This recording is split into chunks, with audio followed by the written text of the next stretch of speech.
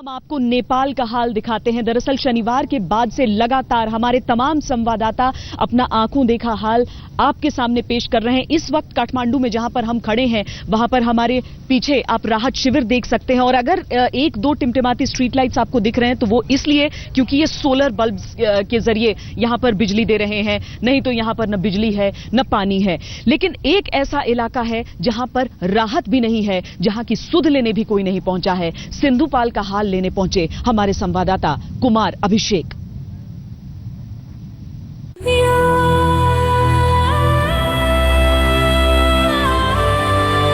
दो बच्चे एक बाप मर गए।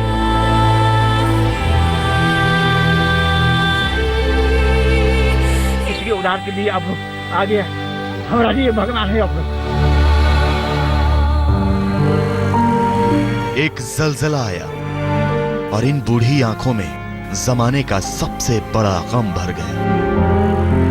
भूकंप की मार से पूरा नेपाल कराह रहा है, लेकिन सिंधुपाल का इलाका सबसे ज्यादा प्रभावित हुआ। दुख से बना रहे थे जो आदमी ये पक्का घर चाटो, ये चारा बाकी है, जिसके घर में खाना नहीं है तभी भी बड़ा तकलीफ से बनवाए थे। ये चाटो है और यहाँ घर 95 घर ध्वस्त हो गया। उसके अब गोट घर जितना भी थे सब नुकसान हो गया। किसी का भी नहीं है और किसी का बैल भैंस बकरी जो भी थे सब ध्वस्त हो गया। काठमांडू से 80 किलोमीटर की दूरी पर है सिंधुपाल, जहां भूकंप ने सबसे ज्यादा तबाही मचाई। लेकिन यहां न हुकूमत आई न राहत टीम। सबसे पहले आज तक की टीम पहुंची। काठमांडू में तो राहत ऑपरेशन दिखाई दे देगा, लेकिन काठमांडू से दूर इन गांवों में जो मौतें हुई हैं, लोग जिस तरीके से मातम में हैं, इन्हें पूछने वाला कोई नहीं है। ना तो यहां तक अब तक नेपाल सरकार पहुंची है और ना ही राहत के लिए कोई दूसरी एजेंसियां।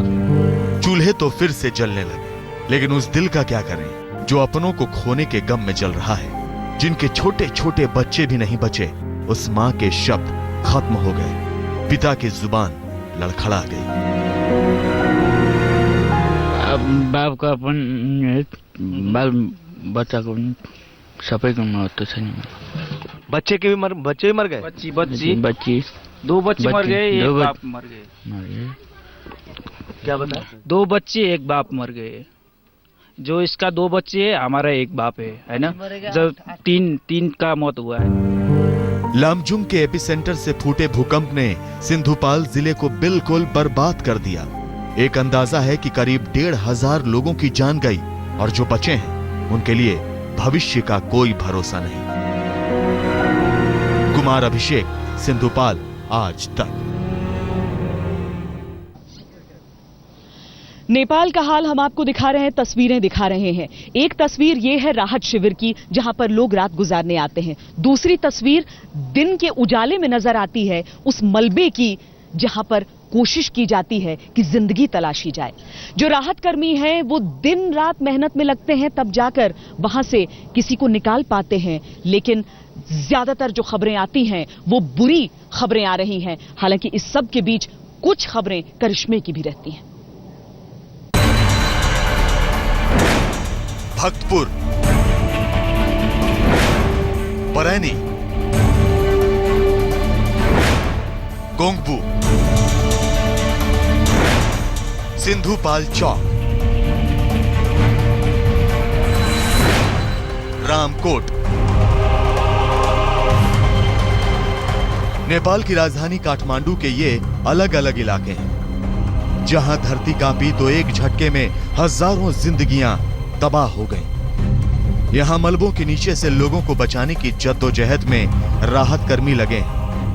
एनडीआरएफ की टीमें लगातार लगी हुई हैं और इस समय मलबे से निकालने की कोशिश हो रही है। न सिर्फ घर का सामान जो यहाँ रखा हुआ है, बल्कि लोगों को भी।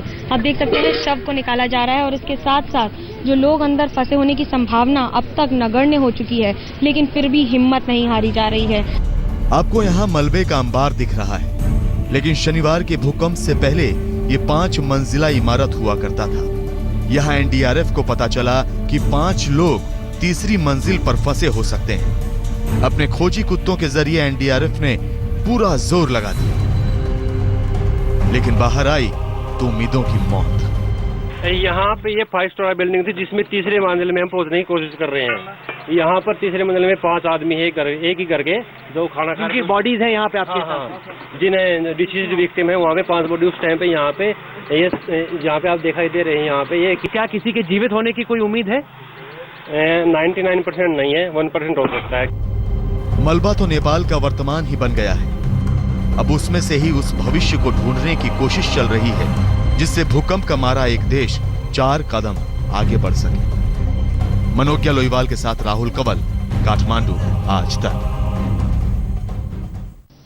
नेपाल ने यूं तो अपने इतिहास में कई मुश्किल दौर देखे हैं, लेकिन अगर हम कुदरती कहर की बात करें तो ये सबसे मुश्किल वक्त है इस देश के लिए।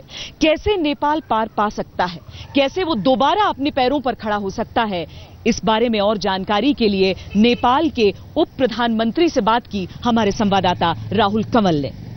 इस वक्त हमारे साथ मौजूद हैं नेपाल के उप प्रधानमंत्री वामदेव गौतम जी। सर, ये बताएं कि इतनी बड़ी त्रासदी के बाद अब नेपाल को सबसे ज्यादा किस चीज की जरूरत है? नेपाल स्ट्रेटजी से कैसे डील कर रहा है? अभी हम उद्धार के अंतिम चरण में और राहत के शुरुआत चरण में हैं। इसके बाद हमारी ध्यान पुनर्स्थापना में होगी। हम इस वक्त शेल्टर के लिए टेंट, खाने के लिए ड्राई फूड और शुद्ध पानी और इसके बाद मेडिकल ट्रीटमेंट इसकी ज़रूरत है। और ये हमने अपने देश से और बाहर से भी लाके उसको दुरुस्त करने की कोशिश हम कर रहे हैं और इसमें बहुत ज़्यादा तीव्रता के साथ हम काम करना चाहते हैं। नेपाल में महामारी का खतरा इस वक्त काफी है, मैस एपिडेमिक का। उससे निपटने के लिए, उससे बचने के लिए नेपाल की सरकार क्या कर रही है? हम उसके लिए सभी जगह के ऐसे लोगों को वहाँ से कुछ दूर आप्रवास करेंगे, शेल्टर उनका बदल देंगे। जिस तरह कुदरत की मार पड़ी है नेपाल पर, आप सड़कों पर निकल जाइए, आपको हर तरफ तबाही दिखेगी। सड़कों में मोटी चौड़ी दरारें हैं, घर के घर गिर चुके हैं, दुकानें गिर चुकी हैं। इसके बाद समझ नहीं आता कि नेपाल अगर दोबारा वाकई अपने पैरों पर खड़ा होता है तो आखिर किस तरीके से दोबारा यहां की अर्थव्यवस्था पटरी पर आएगी। अभी तो हर तरफ देखकर बस नाउमीदी सी लगती है।